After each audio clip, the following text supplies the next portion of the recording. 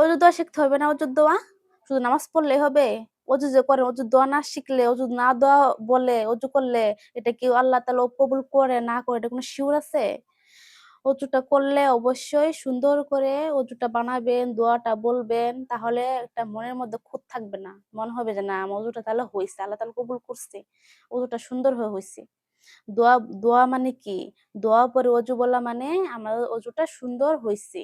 আল্লাহ তাআলা কবুল করছেন। আর অজু যদি সুন্দর না হয় তাহলে কি নামাজ হবে? অজুটা তো আসল গুরুত্বপূর্ণ, তাই না? আর একটা কথা বলে দেই। অজু শেষে আশহাদু আল্লা ইলাহা ইল্লাল্লাহ ওয়াহদাহু লা শারিকা লাহু ওয়া আশহাদু আন্না মুহাম্মাদান আবদুহু ওয়া রাসূলুহু বলে উপরের দিকে কালিমা শাহাদাতটা বলবেন। তাহলে আপনার জন্য জান্নাতের ৮টি দরজাই খোলা থাকবে। ভালো লাগলে অবশ্যই পাশে থাকবেন, শেয়ার করবেন কিন্তু বেশি, বেশি করে। এটা কিন্তু ভুলবেন না শেয়ার করতে ভাই। মনে থাকে যেন ভাই। ভালো লাগলে একটা কমেন্ট রেখে যাবেন।